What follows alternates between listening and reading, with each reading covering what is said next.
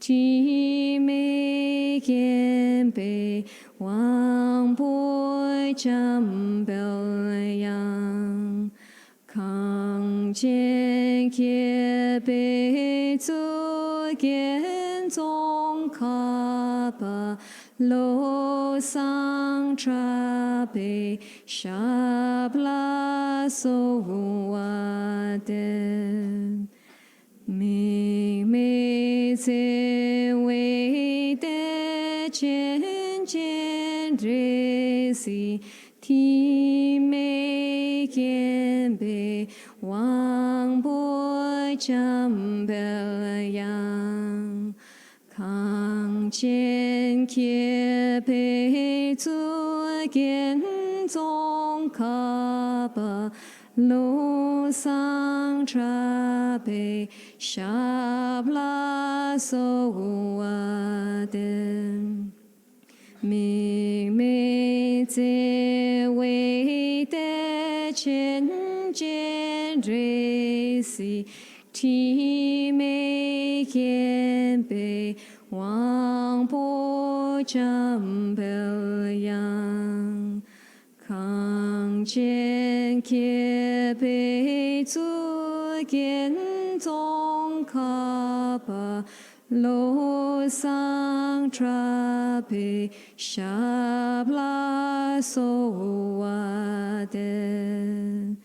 明媚在为的渐渐热心，提眉见背王波将表扬，康健揭背足见宗卡巴罗桑查背沙布拉苏瓦德。明媚在为的渐渐热心，提眉见背王波将表扬，康健揭背足见宗卡巴罗桑查背沙布拉苏瓦德。明媚在为的渐渐热心，提眉见背王波将表扬，康健揭背足见宗卡巴罗桑查背沙布拉苏瓦德。明媚在为的渐渐热心，提眉见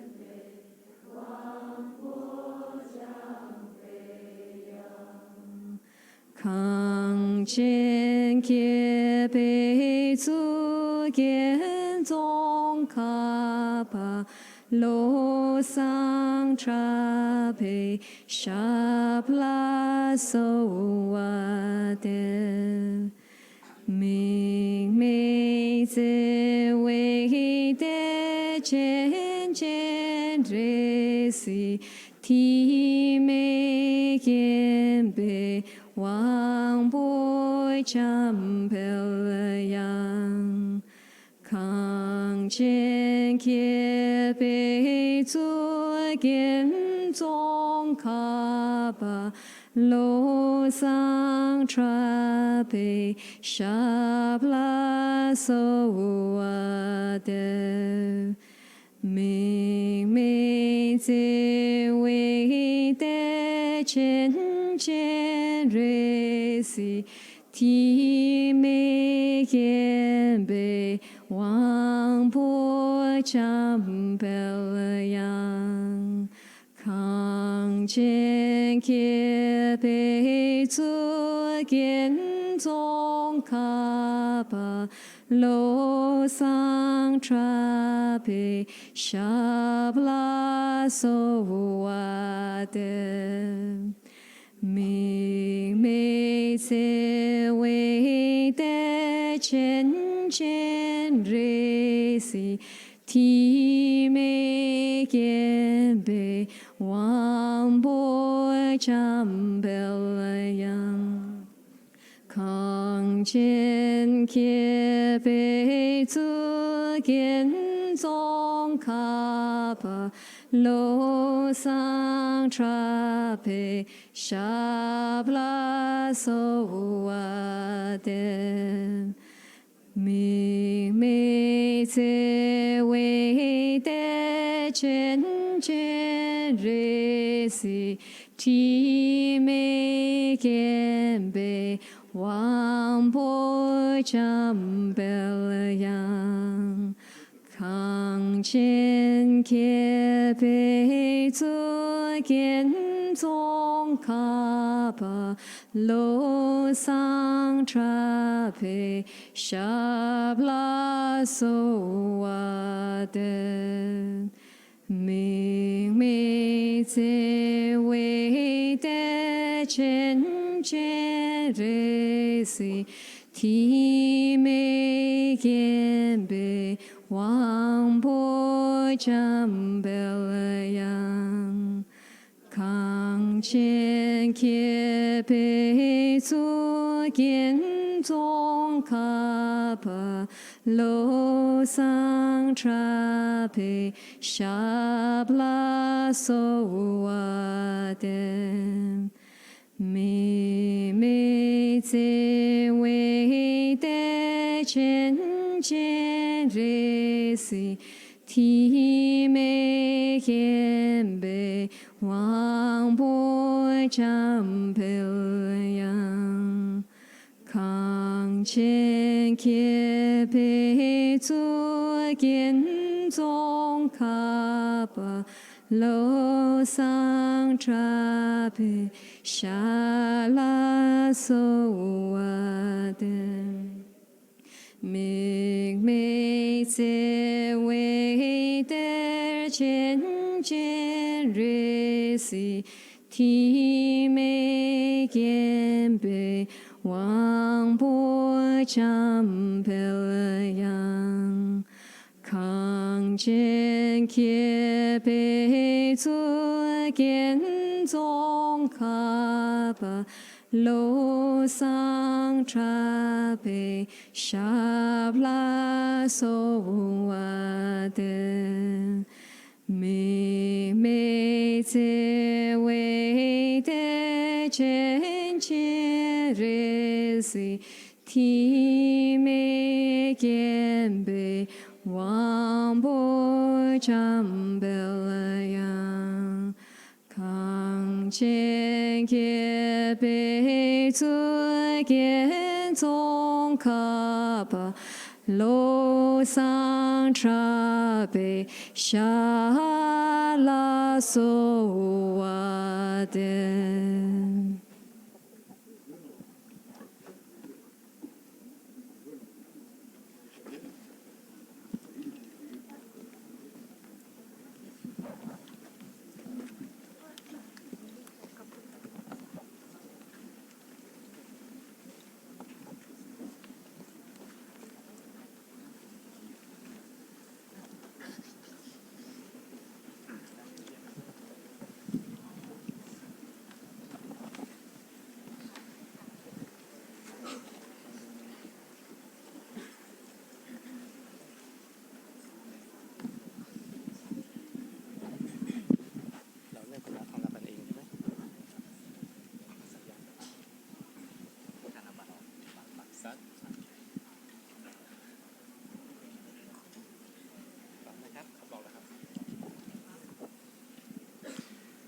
นะโมตัสสะภะคะวะโตอะระหะโตสัมมาสัมพุทธัส สะนะโมตัสสะภะคะวะโตอะระหะโตสัมมาสัมพุทธัสสะนะโมตัสสะภะคะวะโตอะระหะโตสัมมาสัมพุทธัสสะพุทธังโฆสติสังฆาโตธัมมานังวิจโยตถาวิริยัมปิติปัสสติโพชังคาจะตถาปะเรสมาตุเปขะโพชังคาสัตเตเตสัพพทาสินามุนินาสัมมาทัคขาตาภา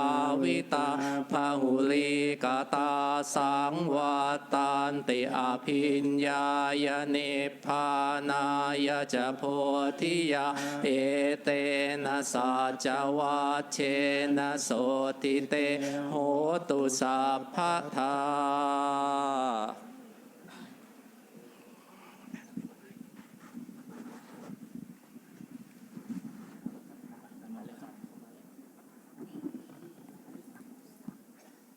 Thank you. Thank you.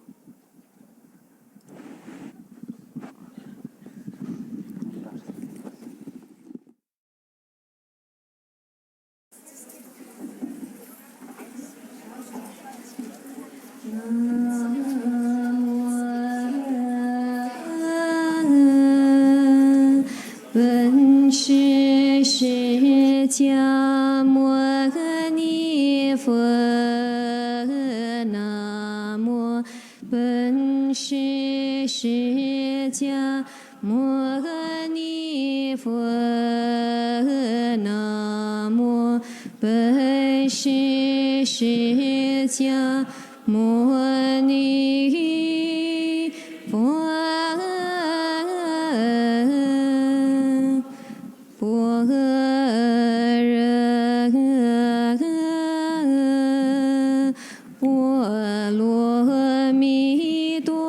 心经观自在菩萨行深般若波罗蜜多时，照见五蕴皆空，度一切苦厄舍利子，色不异空，空不异色，色即是空，空即是色，受想行识亦复如是。舍利子，是诸法空相，不生不灭，不垢不净，不增不减。是故空中无色，无受想行识，无眼耳鼻舌身意。无色声香味触法，无眼界乃至无意识界，无明亦无明尽，乃至无老死亦无老死尽。故寂灭道，无智亦无得，亦无所得，故菩提萨埵依般若波罗蜜多故，心无挂碍，无挂碍故，无有恐怖，远离颠倒梦想。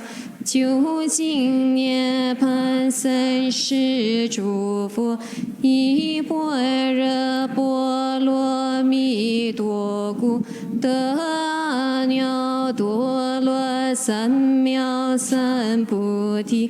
故知般若波罗蜜多是大神咒，是大明咒，是无上咒，是无等等咒，能除一切苦，真实不虚。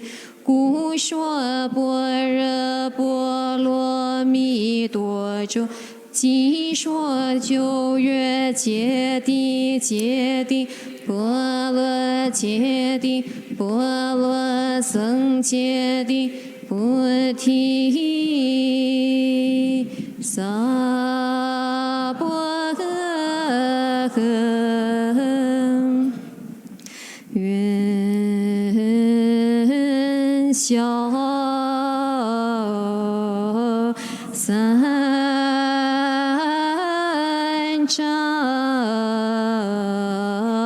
诸烦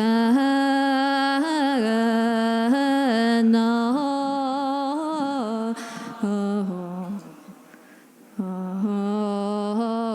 愿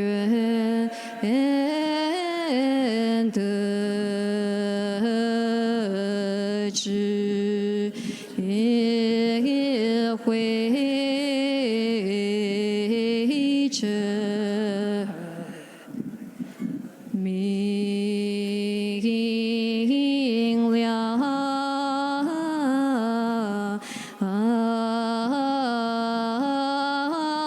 普愿罪障悉消除。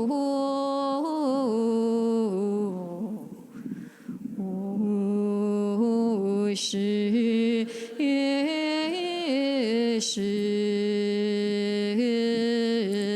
常行菩萨道。好呀，这是切，他说，看，阿来哦，这是你不懂，节目结果嘞，哦，看，哦。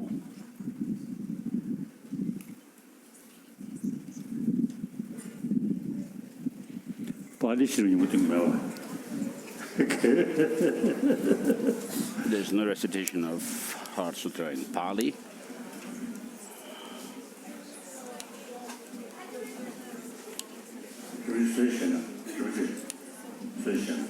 His Holiness is asking the former Guardian Throne Holder, Venerable Gyabje Rezon Rinpoche, to take his tea.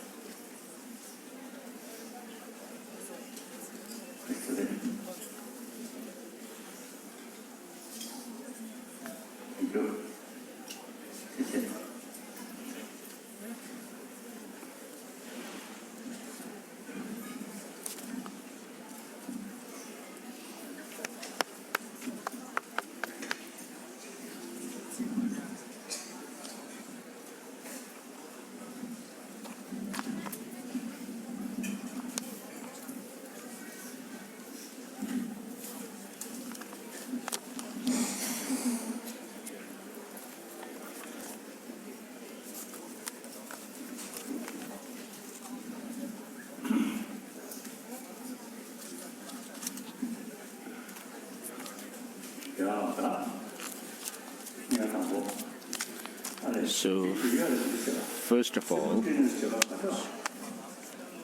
simultaneous now. So if you do a simultaneous interpretation, they will have more time. So first of all, we have once again gathered here in Dharamsala. And so, those of you who have come from different parts of the world, I welcome you and greetings to everyone.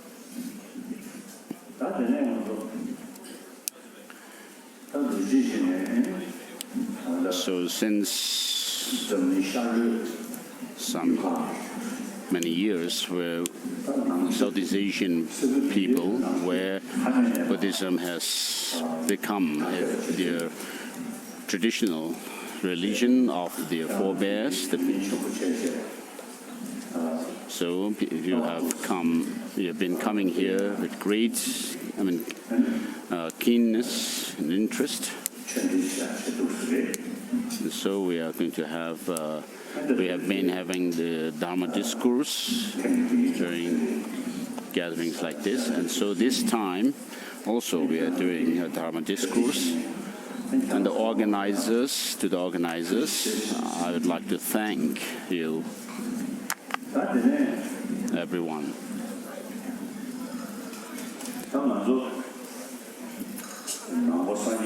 So as Buddhist practitioners and followers of Buddhism, of course there are many different religious traditions in the world. And all these religious traditions have different philosophical ideas, but all of them, their main message is love and compassion, tolerance or patience, contentment, self-discipline. All the religious traditions teach them these. So this should be the case because since our birth as human beings, since our time of birth, love is very important, affection. So other living beings, there are births which are called miraculous birth. I don't know if they are still extant, but when the world first came into being, the beings came into being, there were those who were miraculously born. But those beings which were born from some mother have a special bond, affection with their mother. And the mother, our mother takes care of us, and we are nurtured and we grow under that affection, the mother's affection and care. And for survival of human beings like us, of course, affection, love are very important. So religions are of humans, and therefore the basic nature of human beings is to be loving and to be loved. And we have actually survived because of our mother's love and care.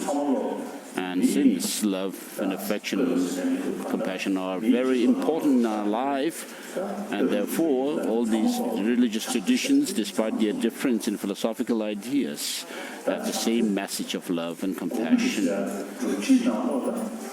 What reason do we have to prove that there is need for love? Then we have the different philosophical ideas. All of these philosophical ideas and understandings have their same objective, to promote love and compassion.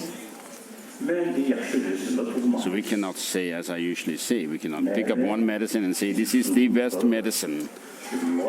Whether the medicine is good or not has to be judged with respect to the physical condition of the patient. Whether the patient, the medicine is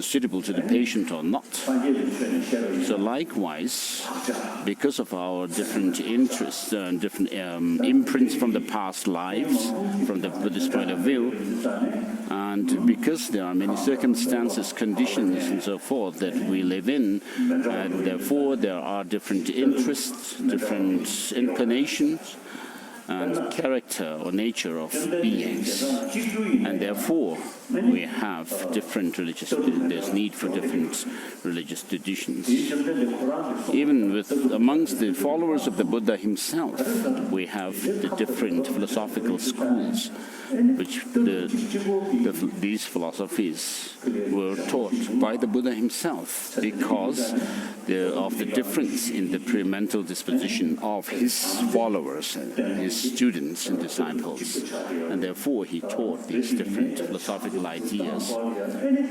Although the different religious traditions have the same practice and message of promoting love and compassion, there are different philosophical reasons to promote that. For example, we have the two groups of believers. One is theistic, which believes in the creator God, and the other non-theistic, which does not believe in a creator God. And then with regards to the creator God, of course, there are many different religions which believe in slightly different versions of the creator. For example, Christianity, Islam, Judaism believe in a creator God. And for thousands of years, Judaism, Christianity, and similarly Islam have been proved very beneficial to brought definite benefits to many beings, human beings. But of course there have been also wars and battles, fighting in the name of religion. It happens even today. So sometimes I feel it's better not to have the religion. And so, on the whole, generally speaking, I have many Christian friends with regard to social service, looking after poor and needy people, and the Christians, brothers and sisters, are very good at doing this. And similarly, other believers in Creator God, such as Jews and Muslims. There are people who do sincerely practice love and compassion. In 1964 or something, I went to Thailand for the first time, I think. I met with the Sangha Raja of Thailand at that time. And at that time I had told him that the Christian practitioners actually serve communities, give social service, and also education in the service of the people, and also health care. So there are many of them doing these things. But our monks, monastics, do not involve in this kind of social welfare. And I told him, are we not rather lacking behind in this? And he told me that as Buddhist monks, we should live in isolation. Gonpa, in the word Gonpa, means isolated place. And therefore, he said, monks should live in remote places, away from the towns and cities. So that's what he said, and we can see the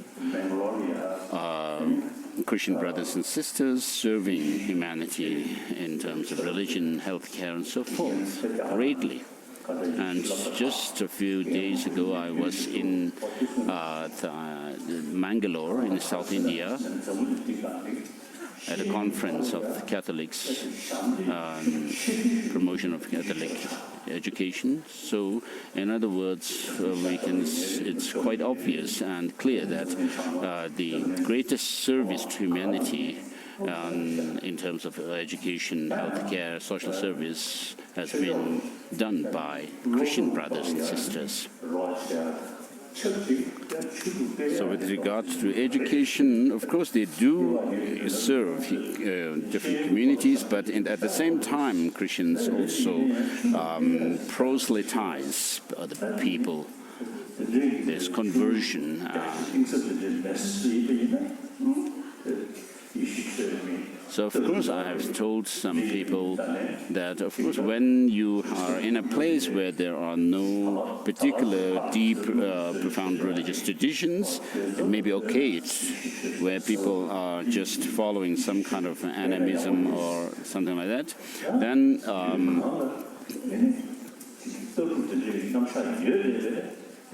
it may be okay to promote their religion. Because when you try to promote your own religion, it could cause conflicts with the other people. So I've told them this. So with regard to education, social service, healthcare, the Christians are very good at doing them, and also the Muslims. So since all religions are human religions, we have these different philosophical ideas, the Christian creator God, and then those which don't believe in creator God use the reasons to promote love and compassion. So in India, for example, amongst the different philosophical schools, the Sankhya school may have come first, and then within the Sankhya school there are the theistic and non-theistic Sankhya schools. And then there were other philosophical schools which also, of India, which also believed in creator God. But then with regard to non-theistic religions, we have Jainism and Buddhism and non-theistic Sankhya schools.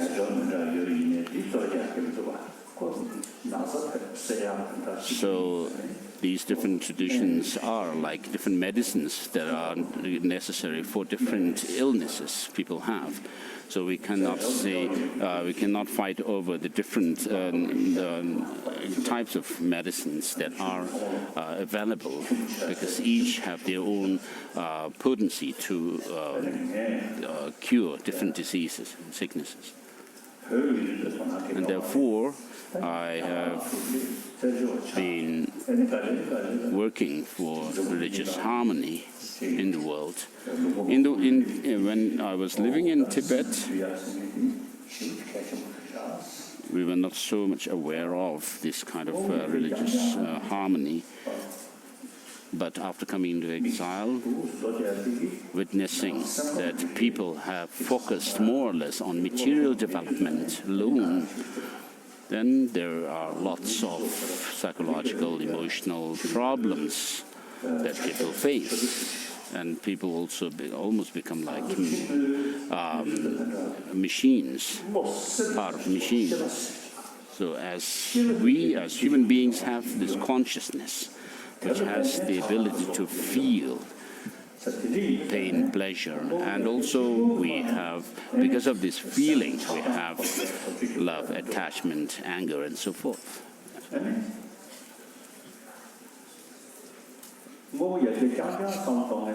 So those who are only focused on material development alone, they more or less, in terms of the mind, they'll more or less think about sensorial experiences, sensorial consciousness, perceptions. And then in earlier, people have not much idea about the mind, the sixth mind, or Chitta, apart from the brain. Whereas towards the end of the 20th century, some scientists have begun to be aware of fact that there is something apart from the brain which could actually could impact the brain, because they have done research and experiment on people who have done long-term meditations, and they have found some difference in their brain structure, and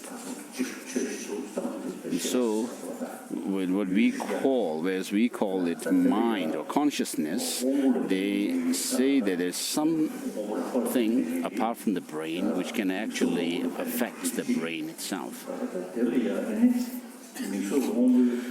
So we have the sensorial perceptions,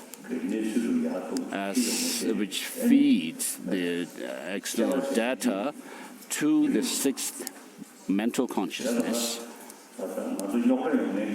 which also makes judgments of what is good and bad and so forth. And so our love, affection, attachment, anger and so forth are also related to the sixth mind, or the mental consciousness. So a part of the brain, most of the brain are related to our sensorial perceptions. As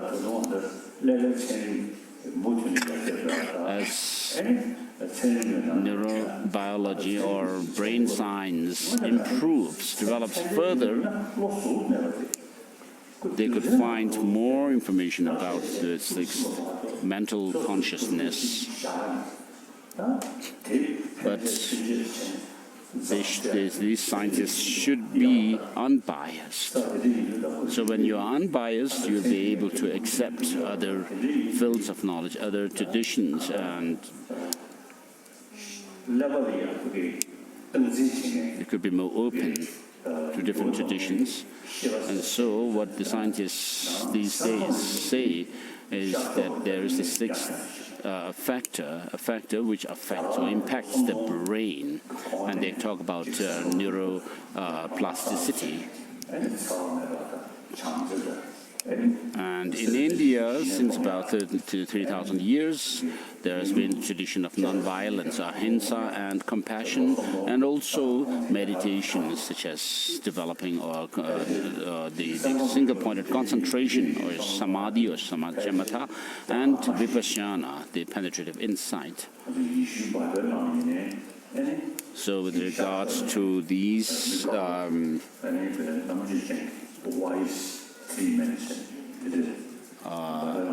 practices, they developed and spread in India, even in ancient times. But in the West, even during the biblical times, they have the idea of three wise men who had come from the East. And then in the Asian traditions, we have the Chinese civilization, and then in the West we have the Egyptian civilization, and then the Indus Valley civilization in India. So with regard to psychology, the understanding and knowledge about how our mind works, mind and emotions work, the most profound and broadest knowledge is there in the Indian tradition.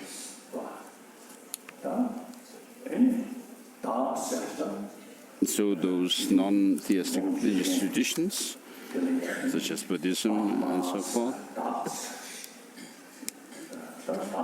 though they don't believe in a creator God, there are those who still believe in an Atman, or a soul.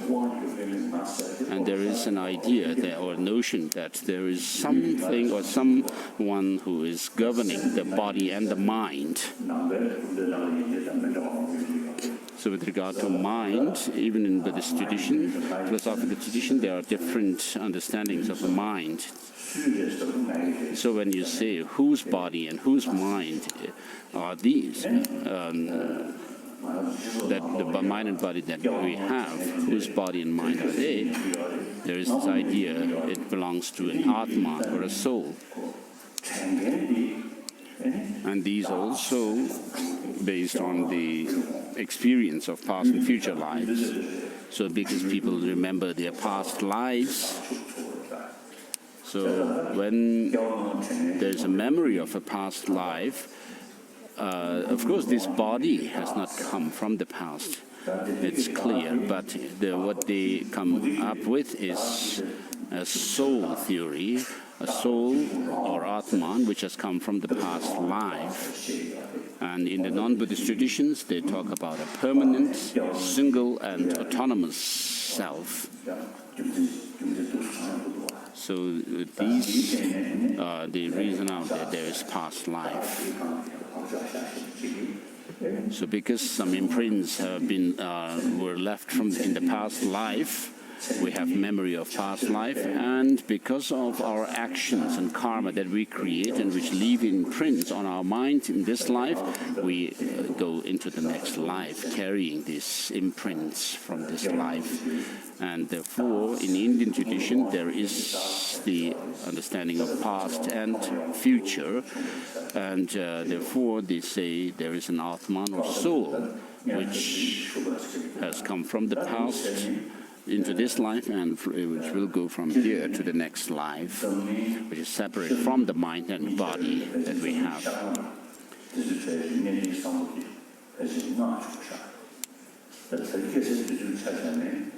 So the Asian religious, the Asian traditions seems to have evolved earlier, and then in the West, the Judaism, Christianity, and Islam have spread in the West. So the West is more or less following Judeo-Christian religions or traditions, whereas in the East, it seems today that Buddhism has spread most widely.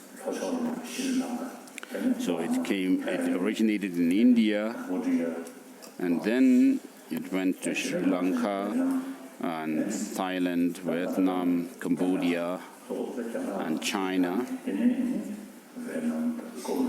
Vietnam, from where it spread to Vietnam, Japan, and Korea. And then the Buddhism also spread from India to Tibet, and from there too, from Tibet to Mongolia.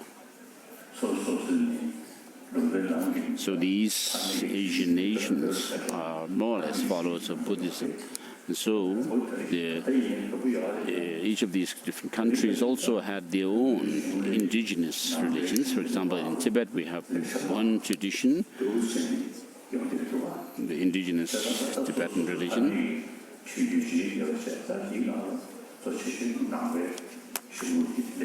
So on top of the indigenous religions, then Buddhism spread in the different Asian countries. So Buddhism is the most prevalent religion in the Asian continent today. I've been to China in the past, and I visited different places there, and there were many temples and monasteries. And for example, in the case of Tibet, the Buddha Shakyamuni statue in Chokhang was actually brought to Tibet from China when Chinese Princess Wenchen Gongzhou married the Tibetan Emperor Songtsen Gampo.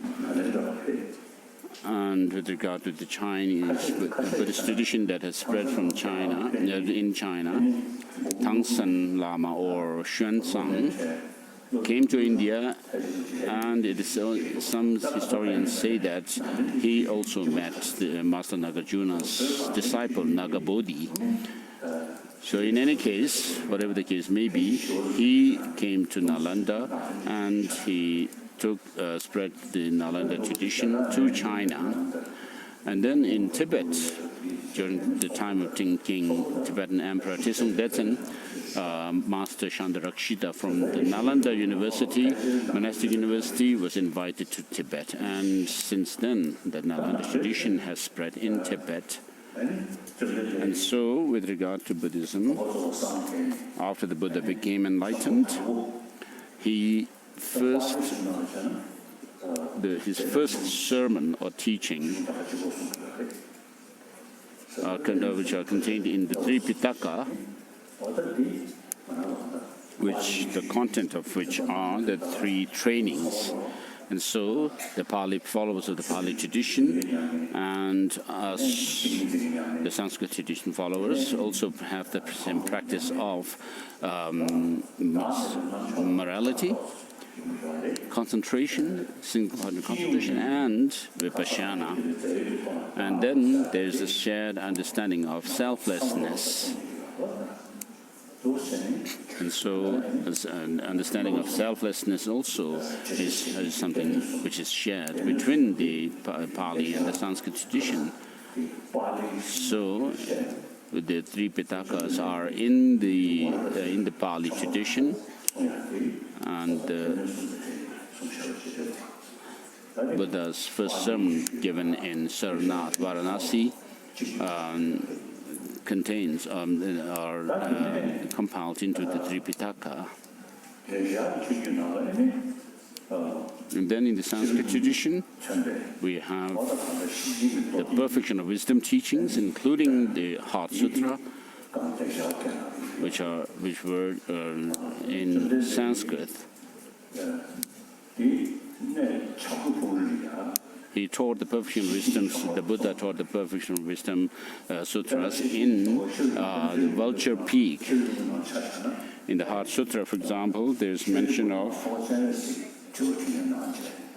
The Heart Sutra is a kind of a dialogue between Shariputra and Avalokiteshvara.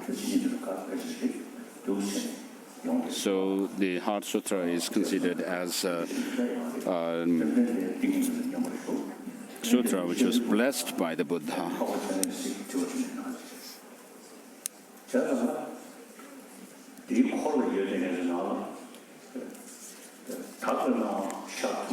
So those who were in the audience, unless they had some kind of a pure vision, they could not have seen Avalokiteshvara.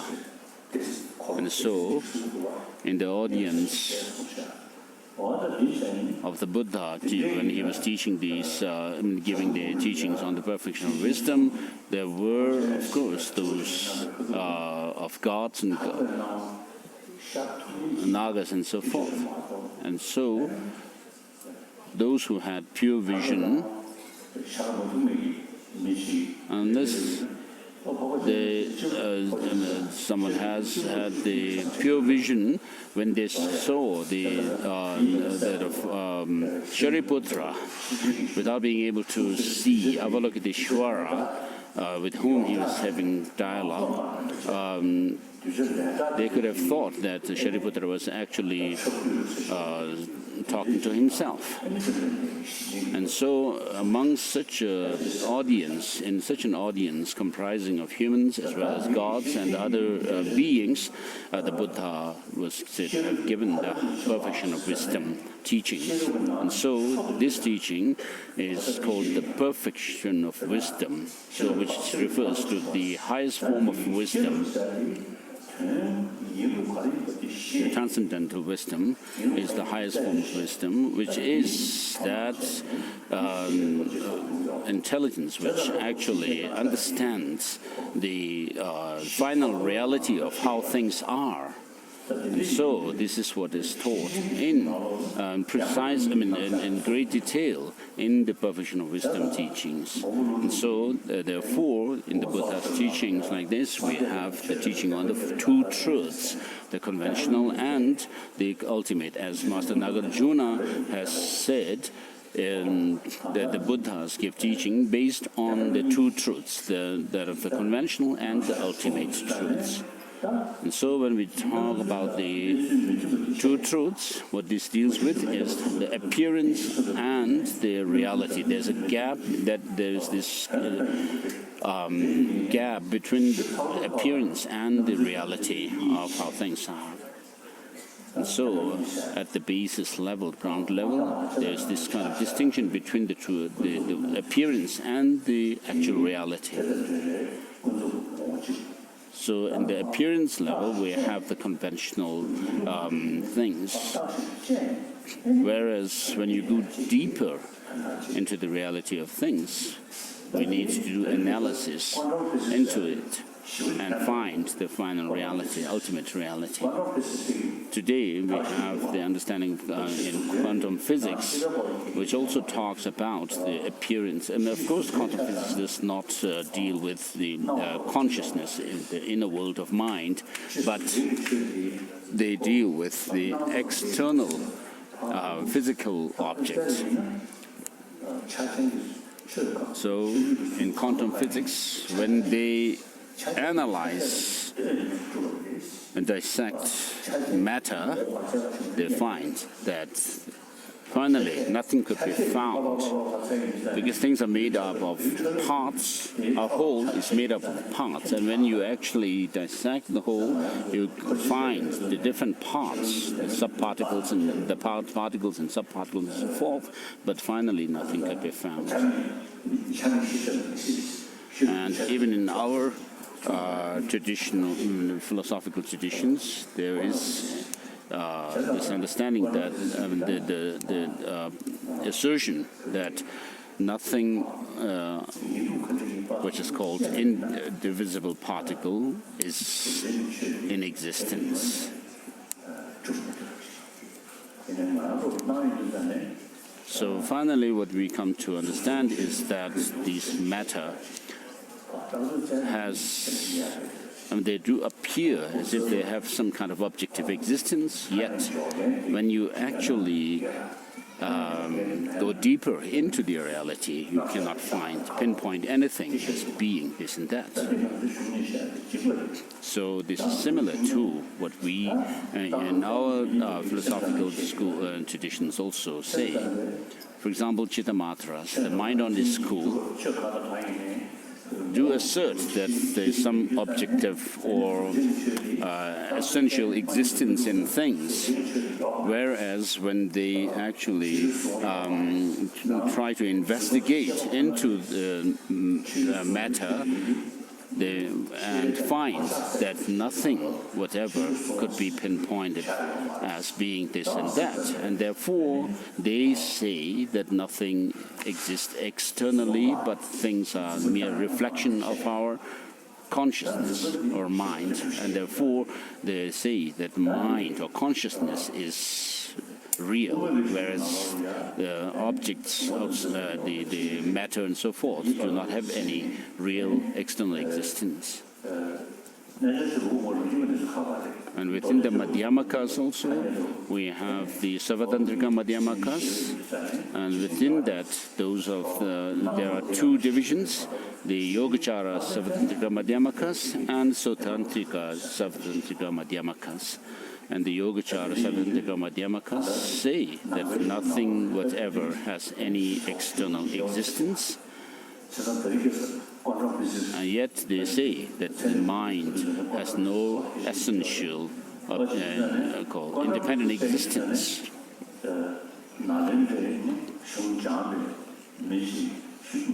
True existence is not there.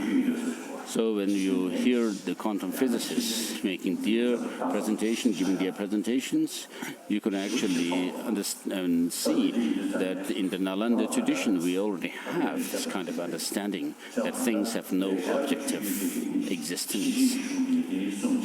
And so what I was trying to say was, in the Sanskrit tradition, we have the perfect wisdom teachings, and so within the Sanskrit tradition we have these teachings which were not known popularly in those days during the time of the Buddha, and therefore they didn't come in within the compilation of the three Pitaka, the three baskets. And therefore there were criticisms that Sanskrit tradition was not taught by the Buddha. And so we have Master Nagarjuna arguing for the Sanskrit tradition to be the teaching of the Buddha. So those who criticized that Sanskrit tradition was not the teaching of the Buddha were not to blame, because they were not, they didn't come within the compilation of the teaching of the Buddha in the Tripitaka.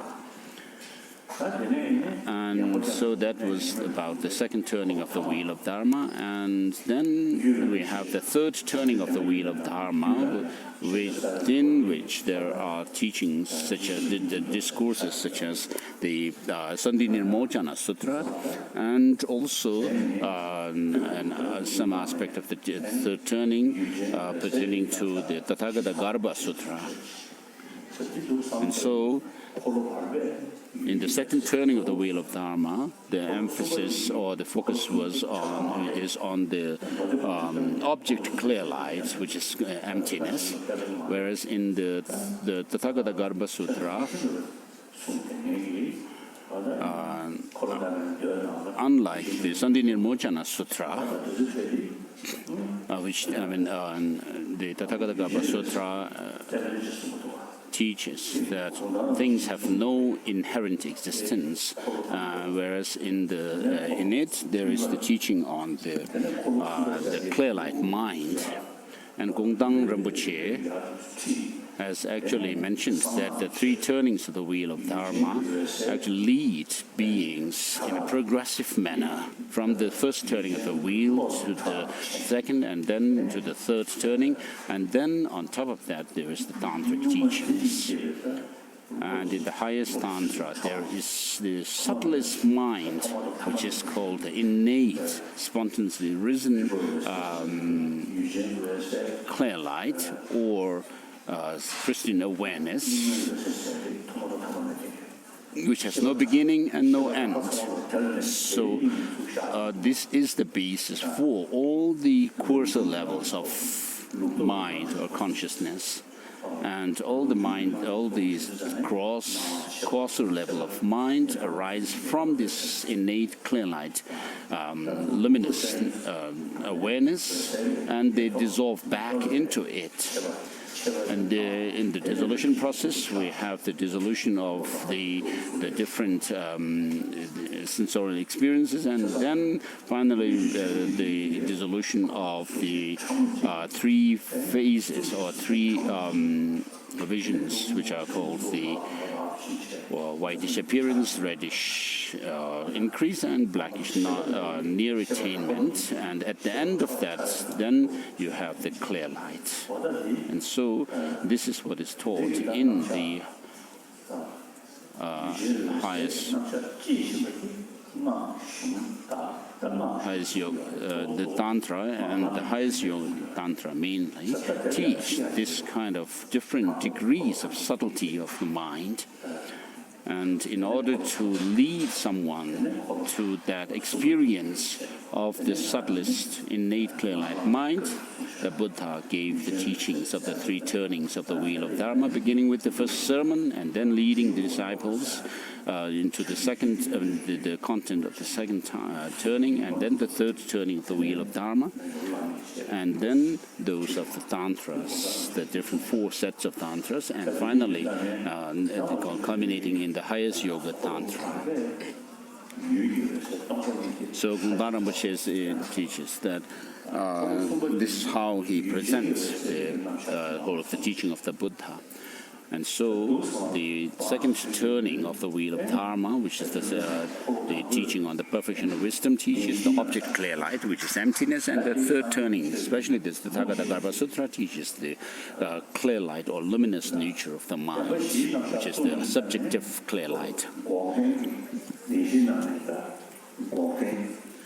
So in the first sermon of the Buddha, we have the teaching on the Four Noble Truths, or the Four Truths. And for the teaching of the Four Noble Truths, it must be based on the two truths. And so the four truths are suffering, origin, cessation, and the true path. So with regards to suffering, there are many different types of suffering, such as the suffering of suffering, the changeable suffering, and the conditioned, pervasive existential suffering. And the main suffering that we refer to is the third one. So which says that the contaminated mind and body are in the nature of suffering.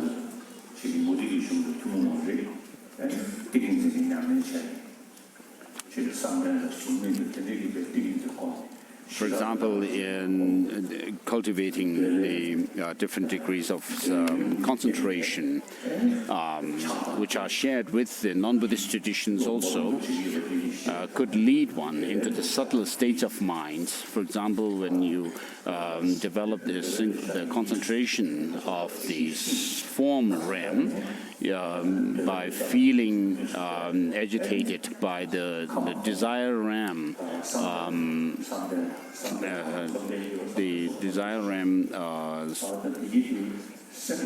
mental afflictions, you try to withdraw your mind from the desire realm, the attachment and so forth, and then you develop the first concentration, and then you go into the second, third, fourth concentration within the form realm, and then you also go into the formless realms, the four states of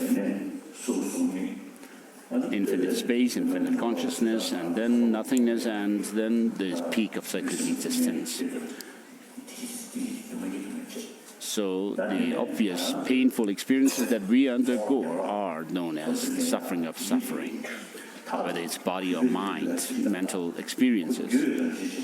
And then there are those which feel pleasant, but then they turn into unpleasant experiences, and therefore these are called suffering of change or changeable suffering.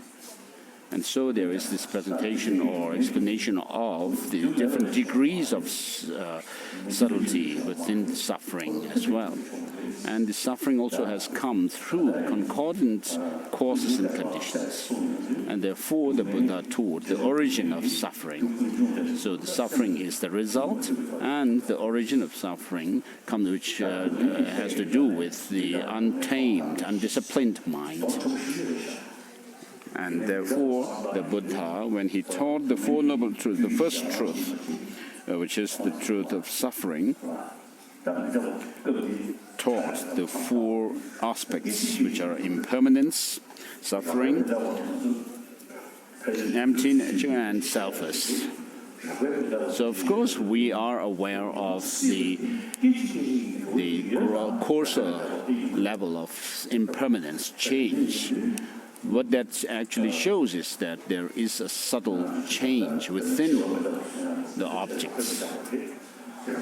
For example, the impermanence, the death is a gross form of impermanence. So if you look at the things, we can see change happening within a year, and each change that happens in a year happens in each month, and each month in each week, and the changes in each week happens in each day, and each day also is made up of day and night, and so there's change in day and night, and then hours, minutes, and seconds, and so forth. And so at the atomic level, which the scientists talk about, we can see changes every moment. So I've actually looked through some microscope and seen macroscopic level of change in the particles. Nothing is static. The particles are all moving all the time. And so these particles do not stay static, but they change each moment. So that's why we say the change is happening moment by moment. And therefore, because things are impermanent, it leads to understanding of suffering. That things changing moment by moment leads to suffering, and the suffering also happens because of ignorance. Although we want suffering and not, we want happiness and not suffering, we undergo suffering. That is because we cling on to something which is suffering and dissatisfactory as pleasant and blissful. And therefore, there are the four aspects of the cause or the origin of suffering, which are the cause, origin, stronger, producer, and condition. A result is subject to its cause. And because our body and mind are the results of mental afflictions, kleshas, and karmas, therefore, we are subject to suffering. And so, impermanence leads to understanding of the suffering. And then, empty nature. We need to think about the mind. So like the body, when you break the body up into its parts, finally, there's nothing that you can actually pinpoint as point your finger at as being this and that, and selfless. And therefore, there is no permanent, single, and autonomous self. And therefore, based on the understanding of impermanence, there is the understanding of suffering. And then the Buddha taught, based on that, the selflessness. And then the origin of suffering also has the four aspects: the cause, origin, strong producer, and condition. And then the cessation, true cessation, has also the four aspects: cessation, pacification, satisfying state, and definite release. So since the mind, in its intrinsic nature, is not afflicted, therefore, there is a possibility of destroying the mental afflictions, kleshas, and therefore, when that happens, when the destruction of all the mental afflictions happen, then there is a peaceful experience. And therefore, once you overcome this, then there is the satisfying state and definite release. Because these afflictions will not arise anymore once they are uprooted. So since the mental afflictions there are varieties of mental afflictions, but all of them are rooted in this clinging to an independent self. And this clinging to an independent self also is based on a clinging to an independent aggregates. As Master Nagarjuna says, as long as there is clinging to the aggregates, there is this notion or clinging to an I or a self.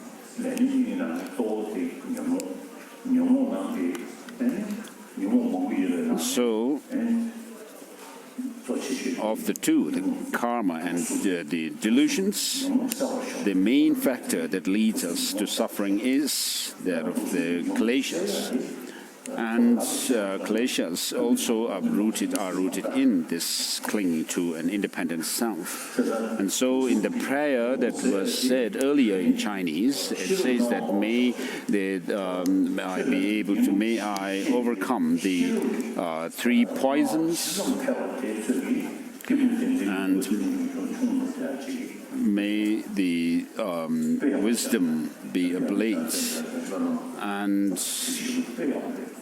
and may all the obstacles go away, and may Bodhichitta grow. And so that is a very powerful prayer. And so we need to overcome the ignorance, which is the fundamental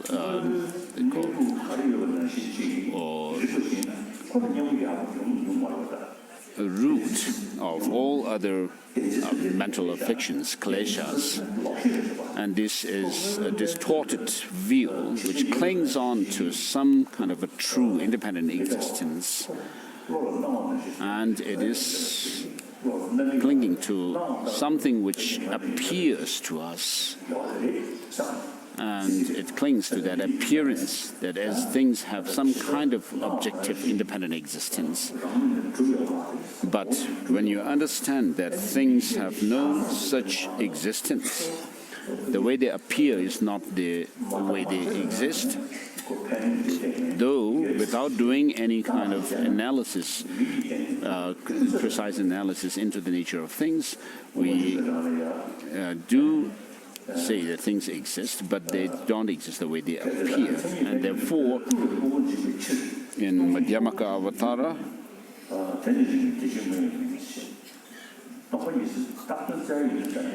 Master Chandrakirti says that things, if you actually cling on to some kind of objective existence, you should be able to find it when you do this kind of ultimate analysis into the nature of things, whereas it cannot be found. And therefore, the other schools of philosophy would have to say that the view of emptiness is actually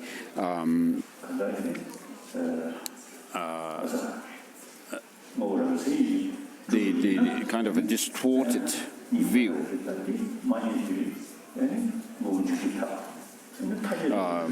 That it would be a view of emptiness actually destroys or all the existence of things.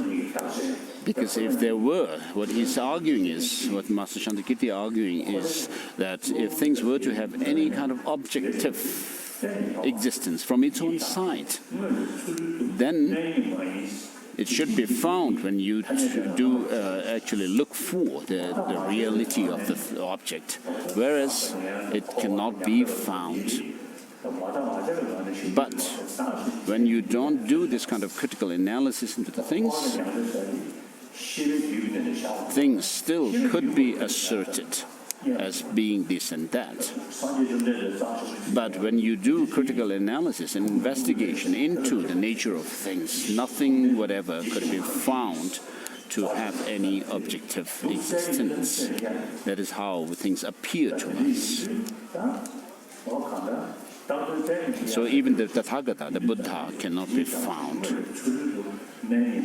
So things cannot be found when you do this kind of critical analysis.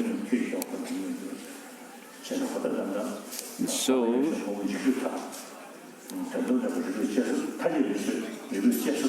in this analysis and argument, Master Chandrakirti says that if the objective existence is asserted, then the Arya beings' understanding or insight into the final reality of things would be a destroyer of objects and entities.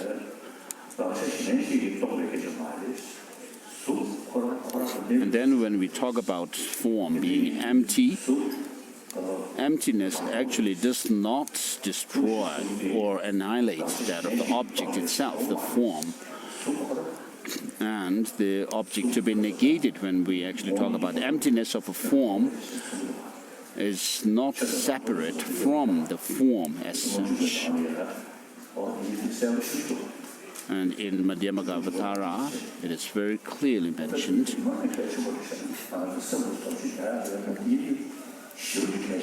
So these, understanding these teachings are very important for us to transform our mind. So this clinging, the ignorance which clings on to some kind of true independent existence in things cannot be overcome with mere meditation and cultivation of Bodhichitta and love and compassion. These, of course, can help in the collection of what is called merit. Whereas for Dharmakaya, to attain Dharmakaya, we need to actually understand how things actually exist. Which is to say that things, when they are critically analyzed, nothing could be found. but they are said to be merely labeled and designated. And therefore, Madhyamaka Avatara says that like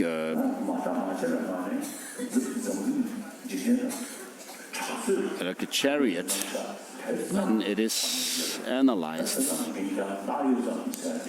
through the sevenfold reasoning, nothing could be found.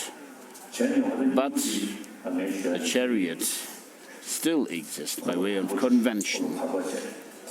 So what I was saying basically was that the Buddha gave the teachings on in the first sermon, second and third sermons. So I also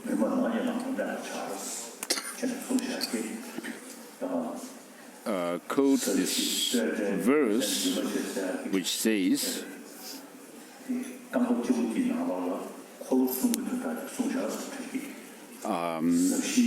the Buddha was said to have discovered this nectar-like dharma, which is profound, peaceful,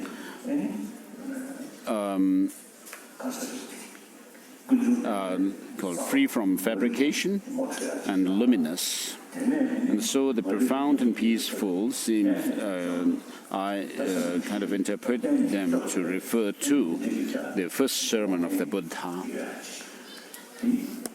So with the help of wisdom realizing the true nature of things, that is selflessness or emptiness, then one can attain that of true cessation. So for that kind of experience to happen, one needs to go through the process of listening to teachings or studying, and then reflection and meditation, and overcome the origin of suffering, thereby attaining the true cessation within oneself through the true path. And so the true path is attained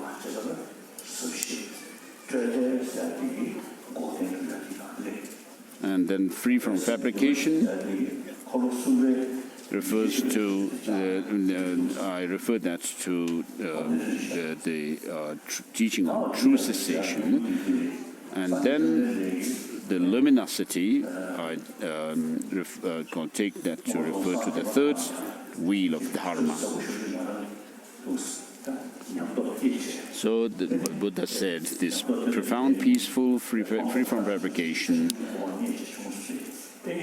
luminous and unconditioned. I have discovered this nectar-like teaching. Even if I were to teach others, nobody will understand it. Therefore, I will remain silent in the forest. And so, here what he was referring to is that this profound understanding of the lack of any independent existence is something that was new to the people at that time, and therefore nobody would understand it. And then, in order to lead the beings to the understanding, he gave the first sermon, the teaching on the Four Noble Truths, and then he went on to the second wheel of Dharma, and then the third wheel of Dharma, which teaches the luminous nature of the mind. So Master Nagarjuna's texts of reasoning, the collection of reasoning, is the main texts which teach emptiness in a very precise manner. So when you study these texts and then apply them in your meditation, you can see the truth of these teachings. So, of course, I'm not claiming to have very high realizations, but since about 70 years, I've been thinking about emptiness. And so over these 70 years, as a result of reflection on the teaching of emptiness, using different reasonings, I can actually understand that things do not exist the way our ignorance, which grasps at some kind of independent objective existence, is not there. And so Because of ignorance, we have an exaggerated outlook, and because of that, there are those of the arisal of attachment, anger, and ignorance. So Master Nagarjuna says, through the elimination of karma and delusions, there is liberation. And karma and delusions arise from this conceptual constructs. And this in turn is rooted in this fabricated conception. So even the quantum physicists today say that since they find that things have no objective existence, and usually what happens is when we see things to be good or bad, we see them absolutely good or absolutely bad, as if the bad and good, goodness and badness are in the object intrinsically. And when you actually see that this is not the way things exist, then your exaggerated outlook will also diminish. So some scientists, some quantum physicists in China have actually come to see that the more you understand that things have no objective existence, it has its impact on reducing your negative reaction, or to circumstances. So some University of Lento in China have actually found that the Nalanda Buddhist tradition is scientific.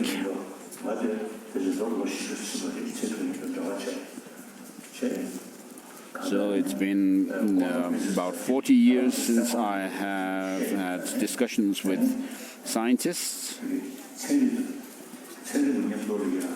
So because of our dialogue, we actually have been able to see mutual benefit, mutual learning from between the scientists and our tradition. So the teaching of the Buddha, of course I do because all religions are beneficial to human beings, they are all good.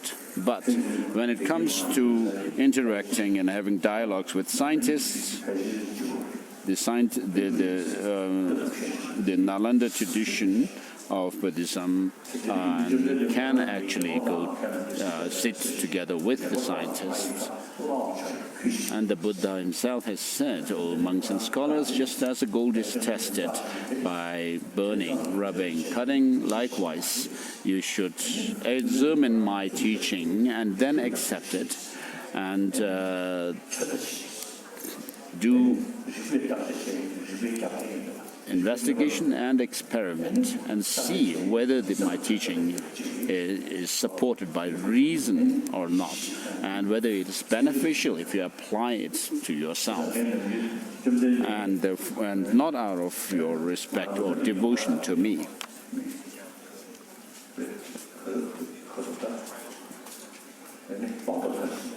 So of course the Buddha has reached the highest level of attainment and also overcome all negativities. So he was a great philosopher and thinker. I knew once an Indian scientist. He told me, he's no more now, but since about 10 years, I mean, it may have been 10 years or something like that. He told me that the concept of quantum physics is something new in the West, but in India it was already discovered over 2,000 years ago. So this is true, and he actually quoted some lines from Master Nagarjuna's text. So this is true. So in the Sanskrit tradition, there is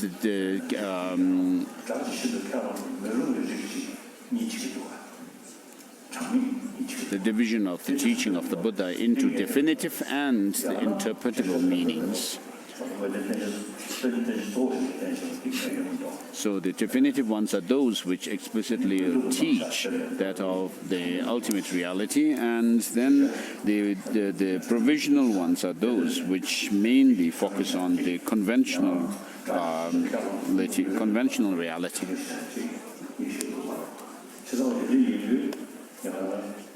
And then there is the division of these two with regards to what can be actually taken literally and what cannot be taken literally. Those which can be taken literally are definitive, and those which cannot be taken literally are provisional teachings.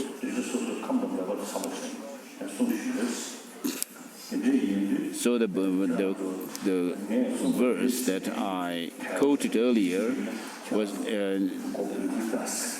what the Buddha was actually telling us is that if you accept whatever I had taught, I have given teachings in accordance with the different mental dispositions of the disciples. And therefore, if you actually accept everything that I have taught, you would be confused. And so you should actually see what actually conforms to reason that you can actually accept as my actual intention.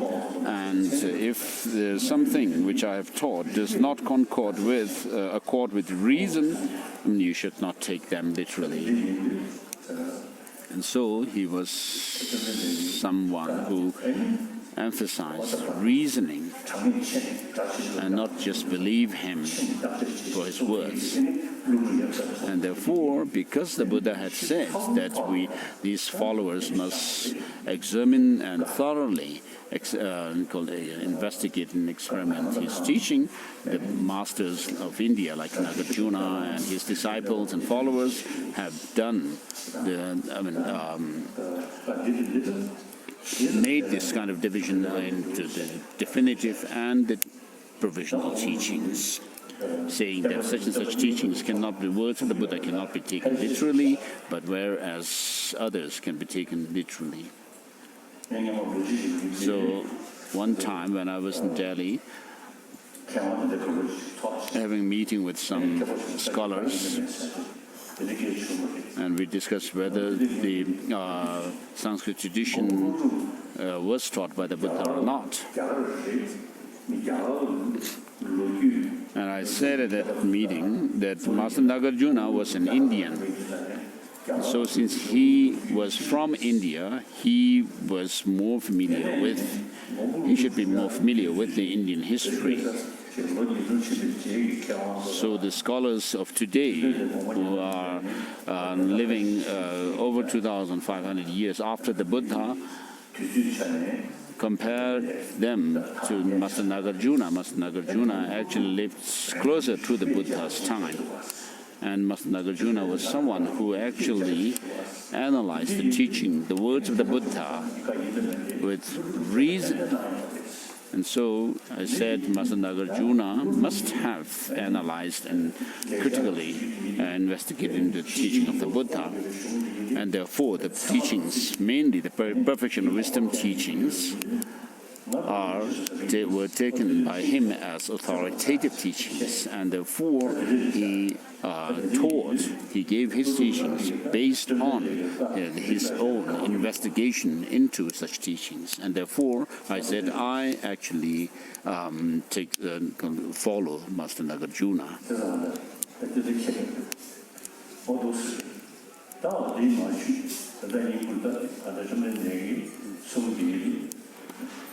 So what I was trying to say mainly is that the teaching of the Buddha is something which actually could be analyzed with reason and logic, and as a result of which this should help us to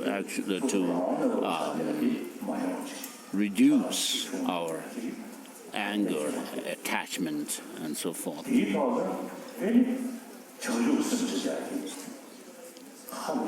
So that we become more disciplined within, and then Bodhichitta is very important. When we have anger, attachment, these negative emotions, why they happen is because of holding ourselves as being dear. And accordingly, then those who help us, we become attached. Those who harm us, we become angry at them. And so, self-cherishing attitude is countered by Bodhichitta, the spirit of enlightenment. And then these negative emotions which arise because of our exaggerated outlook on things. And therefore, the understanding of emptiness is really helpful in taming or controlling our mind.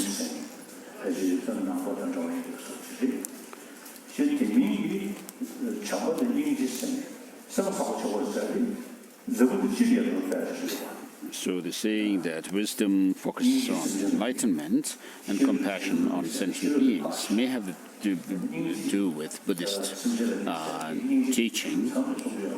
But when we talk about compassion, it is something which is shared with all the religious traditions, other religious traditions as well. And some scientists even say that when you are overcome with anger, when you're constantly angry and jealous, your immune system also becomes weakened. Whereas if you are calm and compassionate, warm-hearted, then it really helps in making your immune system stronger as well. So this is what the scientists say. So if you, of course, we all want long life and good health. And so anger and these jealousy and so forth are very harmful to our health. And therefore, there is reason for us to promote love and compassion. As you can see, whether you are believers or non-believers, we all want long life, we all want friends. And so, if you are loving and compassionate, you will have friends. If you remain angry and jealous, how can you have friends? And when you are actually someone who is short-tempered, angry all the time, and when you die, people will actually rejoice, saying that this guy has now died, good. Whereas if you remain compassionate, warm-hearted, then people would actually feel a loss when you die. They would say that, oh dear, that this good guy has died. And so, whether you are a believer or not doesn't matter.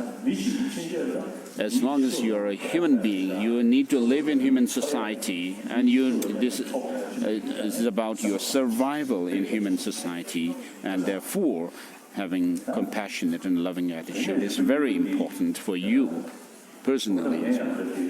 And then, as a human being, I usually talk about, although in our religious tradition we talk about all sentient beings, may all sentient beings have happiness and so forth, and in our text there is mention of the tens of billions of world systems and so forth, but practically speaking, we can deal with human beings on this earth.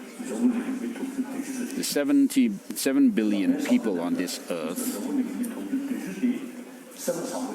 So if the 7 billion people on this earth are warm-hearted, loving to one another, this would help in world.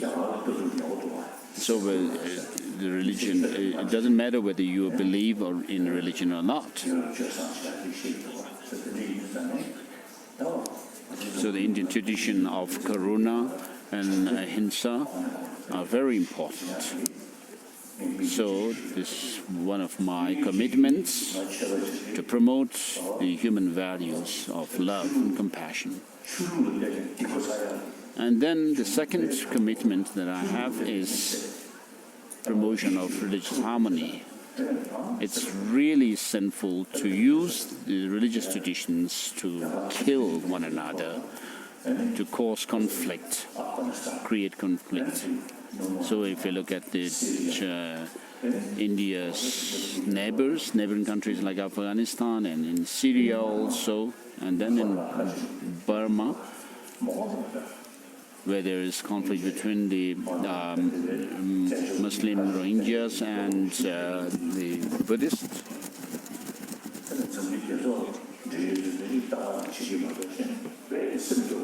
So these are very sad, unfortunate situations that we have, using religion to divide people, and not only disregarding others, but actually causing harm to others. It's really sad and unfortunate. And then in Egypt, for example, we have conflict between the Christians and Muslims, and in the Middle East, amongst the Arabic Muslim countries, there are these divisions between the Sunni and the Shia.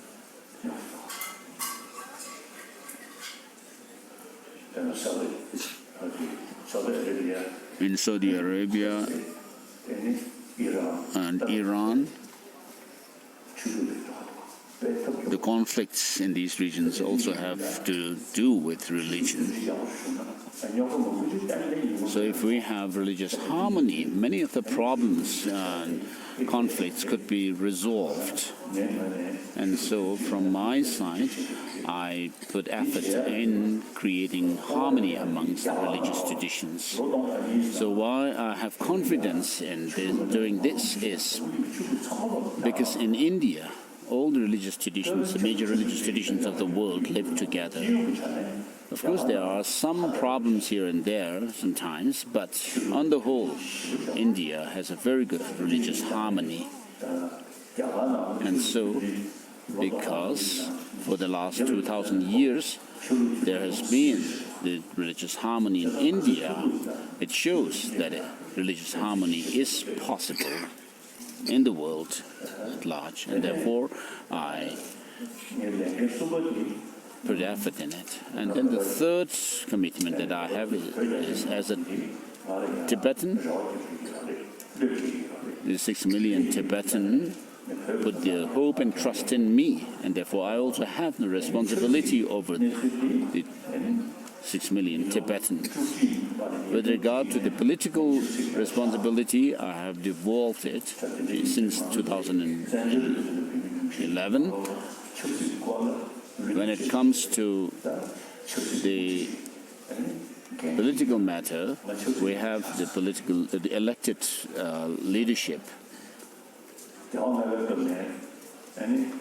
Since the fifth Dalai Lama's time, the Dalai Lama institution has become the institution which holds the dual responsibility of temporal and spirituality, whereas I have left the political responsibility,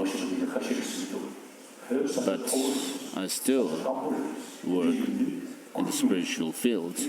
And then another commitment with regard to Tibet is the ecological preservation of ecology, Tibetan ecology. I have met with the Indian environmentalists who have taught that once the Tibetan ecosystem is destroyed, it becomes very difficult to restore the environment because of the altitude of Tibet.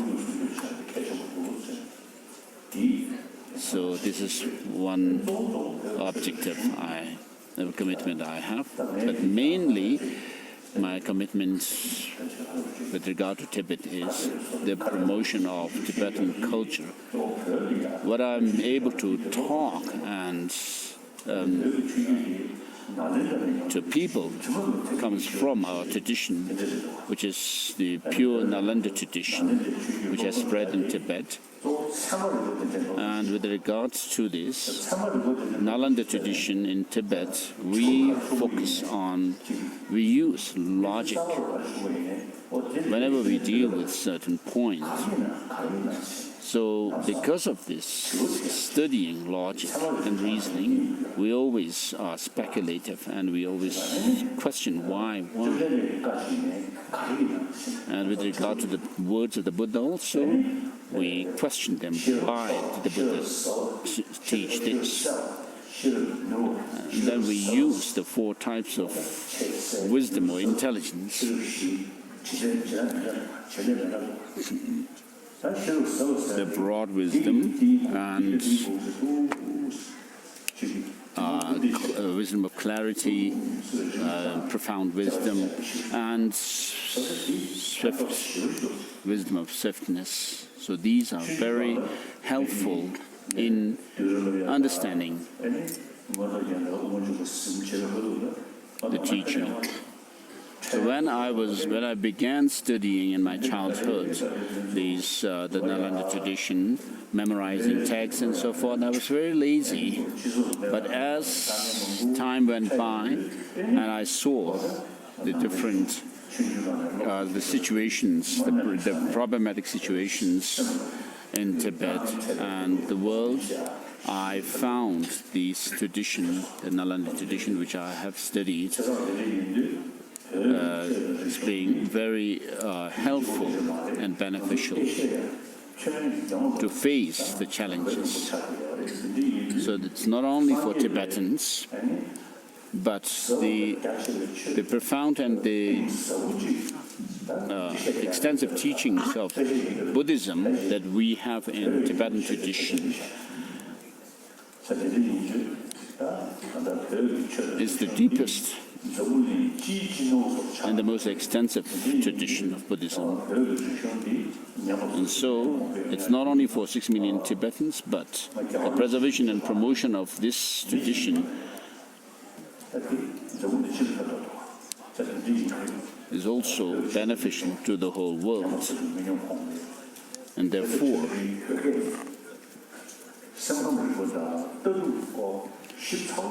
and then the language, the Tibetan language, when it comes to dealing and explaining about psychology, emotions, and also logic and philosophy of India, the Tibetan language is the best language today. In Chinese, of course, there is no in-depth study of Buddhist psychology and philosophy. So, to explain the Nalanda tradition of Buddhism precisely and thoroughly, Tibetan language is the best. It is not only for the benefit of the 6 million Tibetans, but the whole world could benefit from this tradition.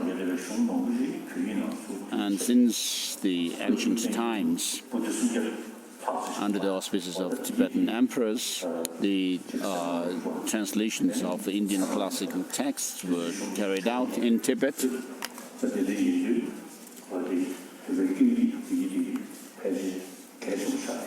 And therefore, and also since we have this in-depth and extensive study of Buddhism, Buddhist philosophy based on logic and reasoning, it is very important. This language also is very important. As my friends, please keep this in mind, all of you here. So,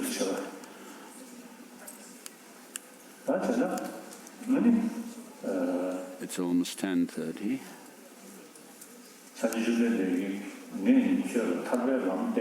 The Buddha has said, I have shown you the path to liberation, but liberation is in your hands. So from his experience, he says, he has actually taught us the path to liberation. Whether you achieve liberation or not is dependent on your effort, and the Buddha cannot bless you to become enlightened as such. As the Buddha himself has said, the sages do not wash away the sins of beings, nor do they remove their suffering with their hands, nor do they transfer their own realization into others, but only by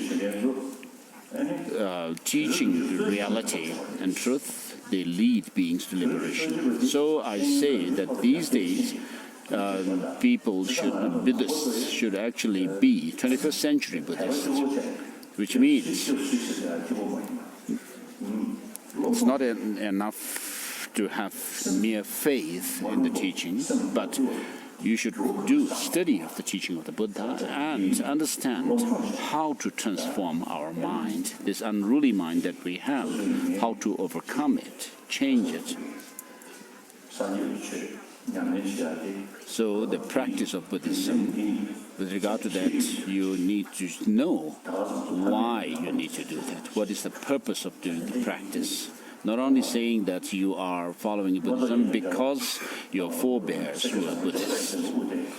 In the commentary to Abhisamaya Alankara by Haribhadra, it mentions two types of followers of the teaching of the Buddha. One, the intelligent ones, and the other, the dull-witted, the dull followers with dullness. So if you say, oh, this is so because the Buddha taught this, that is how you follow the pattern of the dull disciples. Whereas what you should actually do is try to follow the pattern of the intelligent followers, which means that you need to question the teachings, why this is so and so, why the Buddha taught such and such teaching and gave such and such teachings. And if you are able to understand, cultivate faith based on understanding the teaching on the basis of reasoning, then I say that the teaching of the Buddha may remain for even through the 22nd, 23rd centuries and so forth. Whereas if you only follow the teaching of the Buddha on the basis of mere faith blindly, then it may not survive for long enough. So it's important to study the basis level of reality, and how, and that understanding of the basis, the reality of things, you can cultivate the path and so forth to transform yourself. And so in your communities, people would also be able to see how calm and peaceful you are through your practice based on understanding through reason. Otherwise, if people have to criticize you, Buddhists, like that, then it's not good. So as a result of practicing love and compassion, I'm happy, peaceful. Wherever I go, I always smile at people. As someone who practices Bodhichitta, as Master Chandideva says, before the Tathagatas or Sugatas or the protectors, I call upon all sentient beings for the feast of enlightenment, the Tathagatahood, and in the meantime, the blissful or happiness in samsara. Therefore, gods and non-gods should be happy. So when you actually think of only helping others, there's nobody whom you can consider as being your adversary. These days, when I give the tantric initiations, I do not do the ritual for driving away what is the so-called evil beings. There's nobody whom you can consider as your enemies who harm you as such. Because with Bodhichitta, you can see all beings and everything as being positive, constructive. So you don't have to talk about the past, future lives, and also nirvana and so forth. But even in this life alone, if you are more compassionate, warm-hearted, you'll be happier. And with selfishness, you'll be always suspicious about others.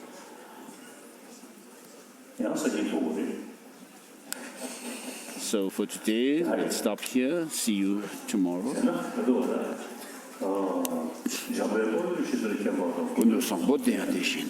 This is a dedication verse from the King of Prayers, Rabdongwa Warki.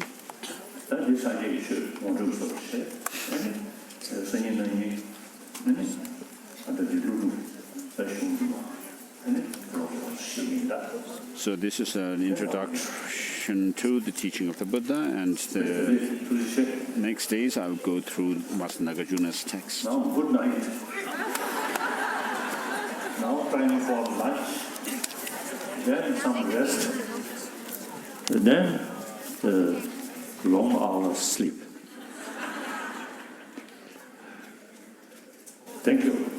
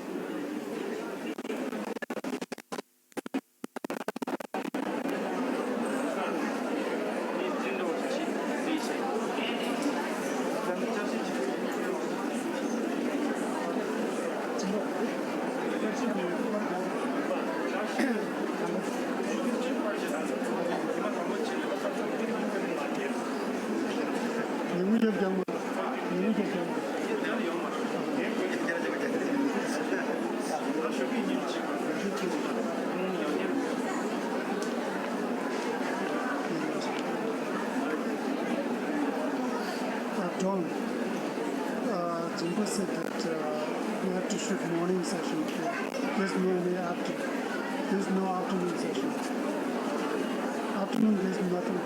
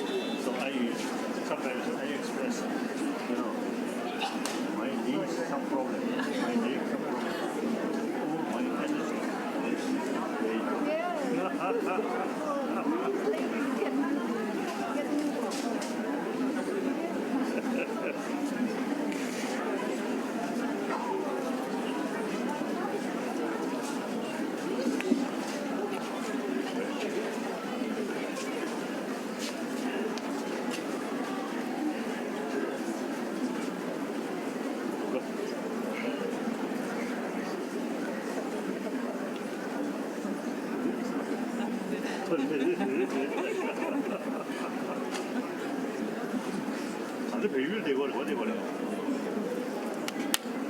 Thank you.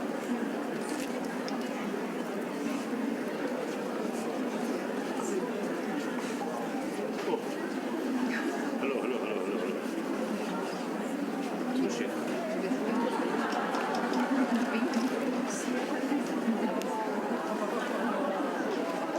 Thank you.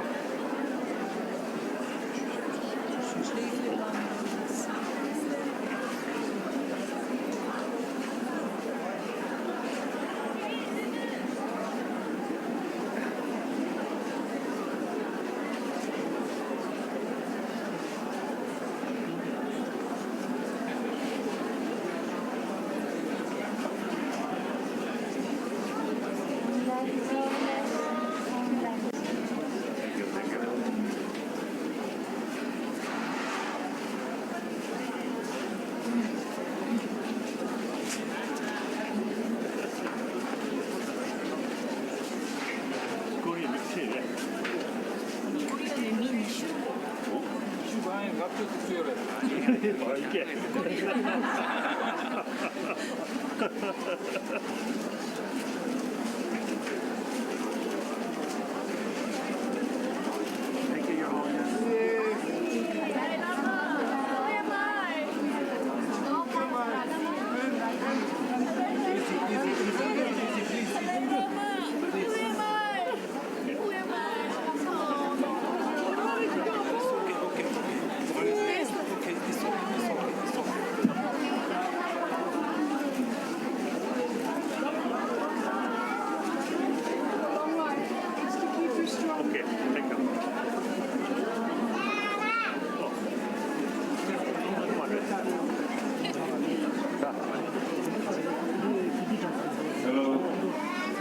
Hello, there's an announcement here, please. We'll have a review session at 10:45. Right after His Holiness is left. So please stay here. You may bring up questions to Young Dharamsala. Thank you.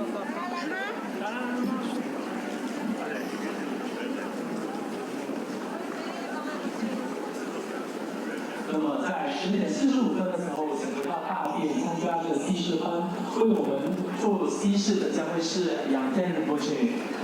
10:45 there will be a revision class in this gongpa。10:45就会在大殿上面会为大家举西式班。